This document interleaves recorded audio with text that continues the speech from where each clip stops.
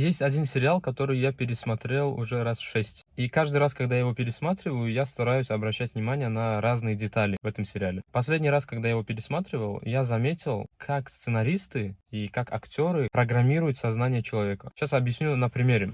Там была сцена, где мы с женой сидели у себя на квартире, и к ним приходит знакомый. Здоровается, получается, вот с мужем, да, за руку. А с женой он подходит, с женой того человека, он подходит и обнимает ее. И это все в такой атмосфере передано, как будто это нормально. Типа, просто их общий знакомый подходит и в их же доме обнимает жену того человека. И это передано просто как будто это норма, что как будто так и должно быть. Они улыбаются, общаются с друг другом. Все люди, которые это смотрят, они думают, ну, раз так это было, так люди делают в сериалах, да, тем более это их любимые герои, раз они это делают, значит, это нормально, значит, я могу так делать в своей обычной жизни. Просто наглядный пример, как вот эта вот сцена программирует поведение людей.